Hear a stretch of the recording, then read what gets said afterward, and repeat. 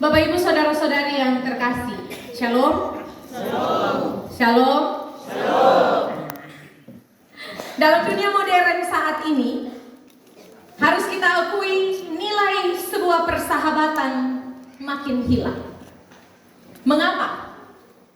Karena makin kesini, orang kebanyakan makin tidak tulus dalam menjalani sebuah persahabatan. Saya mau bersahabat dengan seseorang misalnya karena dia menguntungkan saya. Saya mau bersahabat dengan dia karena kami sama-sama kaya. Kami sama-sama sederajat. Kami sama-sama punya jabatan dan lain sebagainya. Makin kesini juga persahabatan makin teruji. Saat senang kita bisa sama-sama. Saat susah, pikul sendiri. Nah ya, itu persahabatan di situ diuji. Di momen politik saat ini, nilai persahabatan juga semakin tidak berarti. Kalau sudah beda pilihan, satu meledak, satu menyala abangku, satu apa lagi? Buahnya. Iya. Pokoknya kalau sudah beda pilihan, maka putuslah hubungan kita karena pilihan yang berbeda. Sekalipun padahal tiap hari baku bangun sama-sama, duduk minum kopi sama-sama, jalan sama-sama, susah sama-sama, senang sama-sama, tapi karena satu kuning, satu merah, satu biru, selesai persahabatan kita sampai di sini. Mulai baku sindir di Facebook, mulai baku titi di sosial media, baku tikam, baku fitnah, dan lain sebagainya. Itulah sebabnya sahabat sejati menjadi suatu hal yang salah satu hal yang sulit kita temukan sekarang ini. Sebab apa? Relasi persahabatan hari ini bukan dibangun berdasarkan kasih, tetapi dibangun berdasarkan untung dan rugi. Ibu bapak yang terkasih, persahabatan adalah DNA iman Kristen. Mengapa? Karena Allah Tritunggal adalah Allah persahabatan. Bapa, Anak, dan Roh Kudus bersahabat satu dengan yang lain, begitu akrab dan karibnya.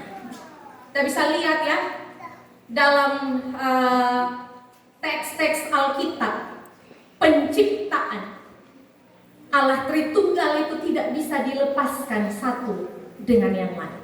Begitu akrab dan karib, ya. Bahkan di dalam Yesus Kristus Sang Anak Allah itu, Sang sahabat itu tampil menjadi sahabat buat manusia.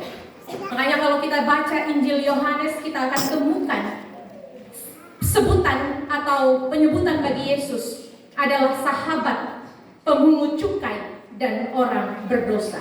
Injil memberikan predikat kepada Yesus sebagai sahabat pemungut cukai dan orang berdosa. Karena Yesus adalah contoh persahabatan. Yesus membangun hidupnya dalam nilai-nilai persahabatan. Itulah sebabnya persahabatan menjadi DNA iman Kristen.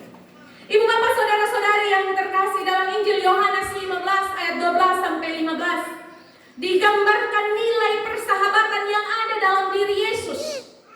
Menggambarkan nilai persahabatan yang ditawarkan oleh Yesus. Menggambarkan persahabatan yang menjadi cermin atau ciri dari Yesus. Yang pertama, Yesus membangun persahabatannya dengan dilandasi oleh kasih. Kalau kita bersahabat karena untung rugi, kalau kita bersahabat karena ada maunya, kalau kita bersahabat supaya kita mendapatkan sesuatu, Yesus melandasi persahabatannya dengan kasih. Ya. Yesus mengasihi kita, karena itu Ia mengundang kita menjadi sahabatnya. Kata kasih yang dipakai adalah kata kasih agape. Kasih agape ini adalah kasih yang rela berkorban sampai memberikan nyawanya. Kasih yang tanpa syarat, sehingga keberdosaan manusia tetap dirangkul oleh Yesus. Ya, kalau kita sabar dulu, gitu ya. Kalau Yesus, Dia tidak pandang siapa, Dia tidak pandang manusia berdosa, Dia tidak pandang siapa kita, karena Dia melandasi persahabatan dengan manusia karena kasih. Kalau kita bersahabat dengan seseorang, sabar dulu. Bisa karena sesuatu, ada maunya, ada di balik B, ya. Ada udah di balik batu. Agape adalah kasih yang dinyatakan dalam tindakan tanpa maksud memperoleh balasan. Dan kasih agape memberi, bukan untuk mendapatkan. Yang kedua, persahabatan Yesus adalah persahabatan yang menempatkan manusia pada tempat yang layak. Karena sekalipun Yesus adalah Tuhan, Raja, mulia dan kudus, tetapi Dia mau menempatkan manusia kita ini yang hina, bercacat, noda, tidak sebagai hamba, tetapi sebagai sahabat. Dalam teks jelas ya, aku tidak lagi menyebut engkau hamba, tetapi sahabat. Bapak Ibu tahu ya bagaimana kedudukan seorang hamba? Tahu ya?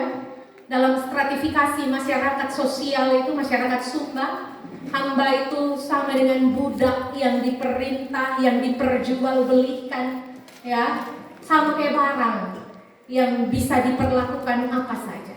Dan sama dengan masyarakat Yahudi. Masyarakat Yahudi menempatkan seorang hamba itu sebagai budak, sebagai golongan terendah dalam masyarakat. Mereka hina, tidak layak. Mereka harus tunduk pada Tuhan dan melakukan apa saja yang diperintahkan oleh tuannya. Tetapi menakjubkan sekali, Yesus yang mulia itu, yang tinggi itu, yang kudus itu, menempatkan manusia pada tempat yang layak. Tidak sebagai hamba, tetapi sebagai sahabat. Sehingga yang kedua, persahabatan Yesus dilandasi dengan kesetaraan dan kesepadanan. Ibu bapak yang terkasih, Yesus memilih dan menempatkan kita sebagai sahabat. Yesus menjadikan kita sebagai sahabat yang menerima kasih-Nya yang besar, yaitu pengorbanan nyawanya. Dan Yesus melandasi persahabatan itu dengan kasih dan cintanya bagi kita. Menjadi pertanyaan refleksi bagi kita. Bagaimana kita dalam hidup ini? Bagaimana kita dalam menjalani relasi dengan orang lain? Bagaimana kita dalam menjalin relasi persahabatan dengan orang lain? Sama kayak Yesus melandasinya dengan kasih? Sama dengan Yesus menempatkan orang lain pada posisi yang layak? Ataukah kita justru menjadi sahabat yang tidak tulus, sahabat yang tidak baik, sahabat yang pakai pamrih, sahabat yang pikir untung rugi, sahabat yang ada di balik B? Bapak Ibu, saudara-saudari yang terkasih, silakan berefleksi. Sahabat seperti apa, Bapak Ibu sekalian? Baik bagi orang-orang yang ada di sekitar Bapak Ibu. Sahabat seperti apa Bapak Ibu? Sahabat yang tulus kah? Sahabat yang baik kah? Sahabat yang penuh kasih kah? Sahabat yang mengasihi tanpa pamrih kah? Atau sahabat yang busuk di belakang. Yang senyum di depan, tusuk dari belakang. Atau sahabat yang memikirkan untung dan rugi. Atau sahabat yang hanya mengharapkan menerima, tapi tidak mau memberi. Sahabat seperti apa? Bapak Mama sekalian. Mogen dan Arsel, Ibu Bapak, tahukah Bapak Ibu sekalian, persahabatan itu adalah desain awal Allah buat manusia. Sebelum manusia jatuh ke dalam dosa, ketika menciptakan sesuatu, Allah selalu berkata ini baik, itu baik, ini baik, itu baik. Betul ya? Dalam Kejadian itu ya. Kalau begitu selesai menciptakan sesuatu, Allah selalu mengatakan ini baik, ini baik, ini baik. Tapi pernah satu kali Allah mengatakan tidak baik kepada ciptaannya. Kejadian 2 ayat 18. Tidak baik kalau manusia itu seorang diri saja. Aku akan menjadikan penolong yang sepadan dengan dia, atau sahabat yang sepadan dengan dia. Saudara-saudari, ini pertama kali Allah mengatakan tidak baik. Jadi saudara-saudari terkasih, persoalan pertama yang dicatat dalam Alkitab bukan kejatuhan manusia dalam dosa, tapi persoalan pertama yang dicatat dalam Alkitab yaitu loneliness atau kesendirian atau keterasingan. Karena itu, karena dia lihat ada kesendirian, ada kesepian, ada yang tidak lengkap, maka kemudian Allah menciptakan perempuan bagi seorang laki-laki dan mengatakan, aku akan menjadikan penolong yang sepadan atau sahabat yang sepadan bagimu. Jadi persahabatan adalah desain awal supaya manusia mengalami kebaikan. Memang ketika Allah menciptakan tidak baik kalau manusia itu seorang diri saja. Ayat kelanjutannya, ia menciptakan sahabat buat manusia laki-laki itu. Dan itulah awal pernikahan. Dan ini yang ingin dikatakan kepada Arsel dan Mogen, bahwa pernikahan adalah sebentuk persahabatan yang paling karib antara laki-laki dan perempuan. Maka semestinya suami adalah best friend-nya istri, dan istri adalah best friend-nya suami. Kalau sampai ada best friend di luar suami atau istri, maka ada yang keliru dengan pernikahan ini.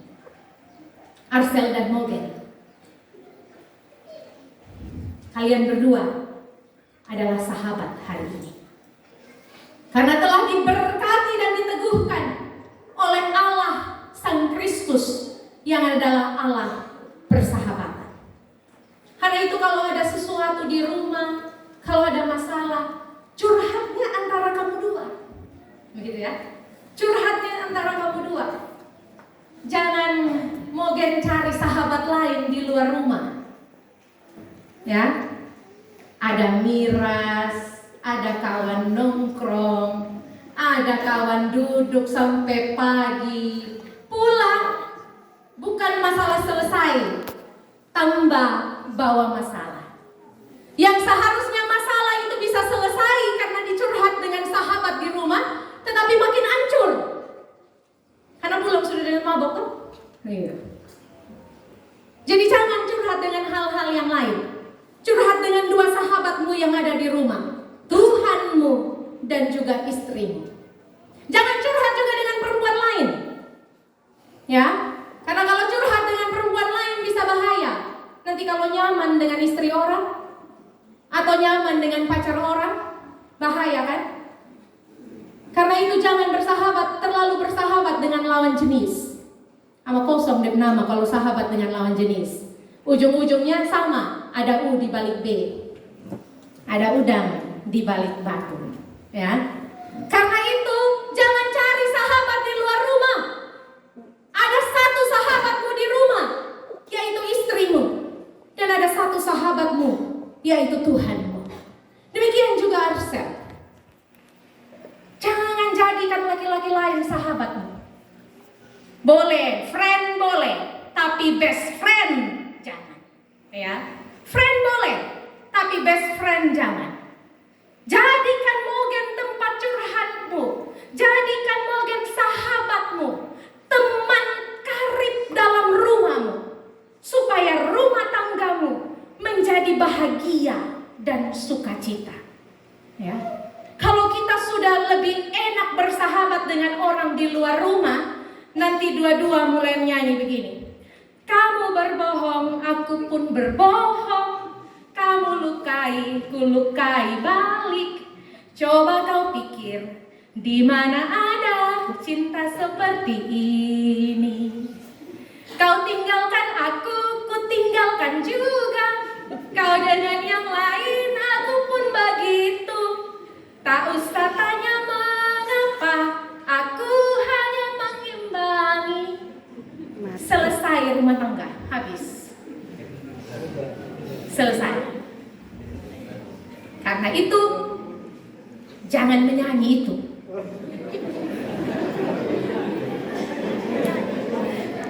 Jangan menyanyi itu. Menyanyilah. Kaulah segalanya bagiku. Kaulah curahan hati ini. Tak mungkin ku melupakanmu. Hanya kaulah yang tiada lagi yang ku harap. Hanya kau seorang. Suami dan istri adalah sahabat paling karib. Karena itu Mogen dan Arsel bersahabatlah. Bangun rumah tanggamu dalam persahabatanmu dengan Tuhan, dan bangun persahabatanmu seorang akan yang lain. Jangan cari sahabat di luar rumah. Bersahabatlah dengan Tuhan. Bersahabatlah suami dan istri. Suami istri yang lain juga ya. Tolong saling bersahabat. Jangan cari bersahabat di luar rumah. Bisa hancur. Ya, nanti menyala abangku. Ya, karena nanti ingat itu cerita istri Polwan yang bakar suami. Kalau sudah ada sahabat di luar rumah, maka selesai. Habis menyala, meledak. Ya, karena itu bersahabatlah satu dengan yang lain. Tuhan Yesus memberkati.